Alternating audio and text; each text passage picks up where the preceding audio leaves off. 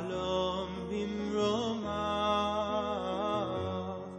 yaseh shalom. KiTissa tells of one of the most shocking moments of the 40 years in the wilderness, when less than 6 weeks after the greatest revelation in history, Israel's encounter with God at Mount Sinai, they made a golden calf.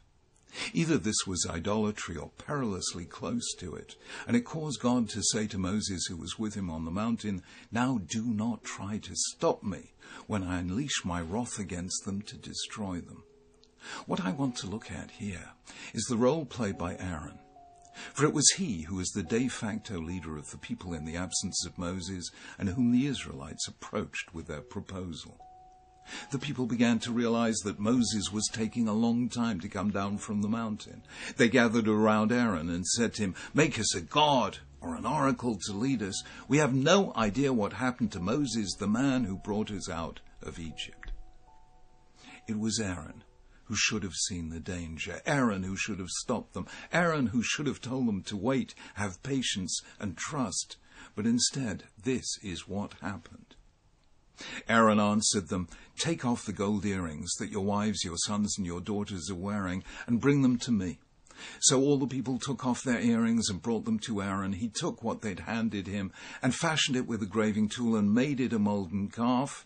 Then they said, "This Israel is your God who brought you out of Egypt." When Aaron saw this, he built an altar in front of the calf and announced, "Tomorrow there will be a festival to the Lord." So the next day the people rose early and sacrificed burnt offerings and presented peace offerings. Afterward they sat down to eat and drink and got up to indulge in revelry. The Torah itself seems to blame Aaron, if not for what he did, then at least for what he allowed to happen. Moses saw that the people were running wild and that Aaron had let them get out of control and so become a laughingstock to their enemies. Now Aaron was not an insignificant figure. He'd shared the burden of leadership with Moses. He'd already become or was about to be appointed high priest. What then was in his mind while this drama was being enacted? Essentially, there are 3 lines of defense of Aaron in the Midrash, the Zohar, and the medieval commentators. According to the first, Aaron was playing for time. His actions were a series of delaying tactics. He told the people to take the gold earrings their wives, sons, and daughters were wearing, reasoning to himself, while they're quarreling with their children and wives about the gold, there'll be a delay and Moses will come.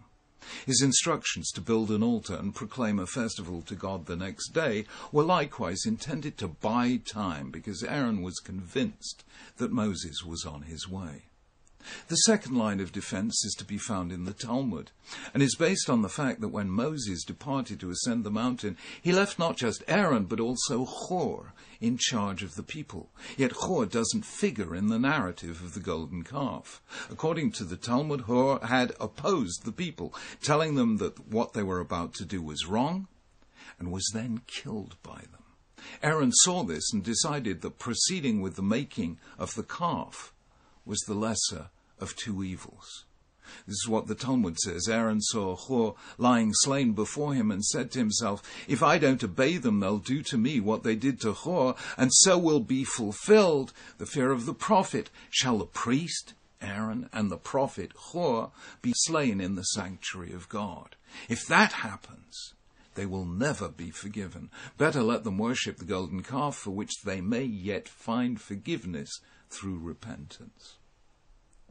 The third line of defense, argued by Ibn Ezra, is actually that the calf wasn't an idol at all, and what the Israelites did was, in Aaron's view, permissible. After all, the people's complaint was, "We've no idea what happened to Moses." They didn't say, "We've no idea what happened to God." They didn't want a God substitute. They wanted a Moses substitute, an oracle, something through which they could hear or discern God's instructions, not unlike the Urim and Thummim that were eventually given to the high priest. Those who saw the calf as an idol, saying, "This is your God who brought you out of Egypt," were only a tiny minority, 3,000 of them, among a population of 600,000, and for that minority Aaron couldn't be blamed. So there is a systematic attempt in the history of interpretation to mitigate or minimize Aaron's culpability. Inevitably so, because we don't find explicitly that Aaron was punished for the golden calf, even though Abarbanel says that he was punished later. Yet with all the generosity we can muster, it's hard to see Aaron as anything but weak, especially in the reply he gives to Moses when his brother finally appears and demands an explanation. "Don't be angry, my lord," Aaron answered. "You know how prone these people are to evil. They said to me, 'Make us a god who will go before us.' As for this fellow Moses who brought us up out of Egypt, we don't know what's happened to him. So I told them, 'Whoever has any gold jewelry, take it off.' And then they gave me the gold, and I threw it into the fire, and out came this calf." There's more than a hint here of the answer Saul gave Samuel, explaining why he didn't carry out the prophet's instructions. He blames the people. He said, yes, he had no choice. He was passive. Things happened. He minimizes the significance of what's transpired. Now that is weakness, not leadership. So what is really extraordinary is the way later tradition made Aaron a hero. Most famously in the words of Hillel, "Have Ketalmidav shel Aaron, be like the disciples of Aaron, Ohev Shalom, Rodef Shalom, loving peace, pursuing peace, loving people and bringing them close to the Torah." Now, there are famous Haggadic traditions about how Aaron was able to turn enemies into friends and sinners into observers of the Torah. The Sifra says that Aaron never said to anyone, "You have sinned," which is quite extraordinary, since one of the tasks of the high priest was once a year to atone for the sins of the nation. Yet there is nothing of this explicitly in the Torah itself. The only proof text cited by the sages is the passage in Malachi, the last of the prophets, who says about the Kohen in general, "My covenant was with him of life and peace. He walked with me in peace and uprightness and turned many from sin." But what Malachi is talking about is about priests in general, not the historical figure of Aaron. So perhaps the most instructive passage is the Talmudic discussion in Sanhedrin as to whether arbitration as opposed to litigation is a good thing or a bad thing. The Talmud presents this as a conflict between two role models, Moses and Aaron. Moses' motto was, Yikov hadin et ha, let the law pierce the mountain. Aaron, however, loved peace, pursued peace, and made peace between man and man. Aaron was a man of arbitration where Moses was a man of law.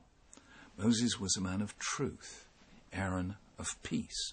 Moses sought justice, Aaron sought conflict resolution. Now, there's a real difference between these two approaches. Truth, justice, law. These are zero-sum equations. If I'm right, you're wrong. If X is true, then Y is false.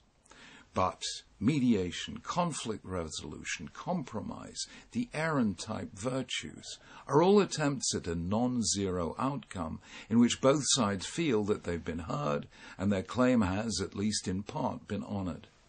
The Talmud puts it brilliantly by way of a comment on the phrase, "Judge truth and the justice of peace, mishpat shalom, in your gates."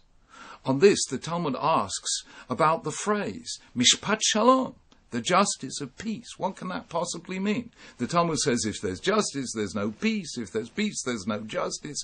What is mishpat shalom? This is arbitration. Now let's go back to Moses, Aaron, and the golden calf. Although it's clear that God and Moses regarded the calf as a major sin, Aaron's willingness to pacify the people, trying to delay them, sensing that if he simply said no, they'd kill him and make it anyway, was not wholly wrong. To be sure, at that moment the people needed a Moses, not an Aaron. But under other circumstances and in the long run, they needed both. Moses as the voice of truth and justice, Aaron with the people's skills to conciliate and make peace. That is how Aaron eventually emerged in the long hindsight of tradition as the peacemaker. Peace is not the only virtue, and peacemaking is not the only task of leadership. We must never forget that when Aaron was left to lead, the people made a golden calf. But never think either that a passion for truth and justice is sufficient. Moses needed an Aaron to hold the people together. In short, leadership is the capacity to hold together different temperaments, conflicting voices, and clashing values. Every leadership team needs both a Moses and an Aaron, a voice of truth and a force for peace. Shabbat Shalom.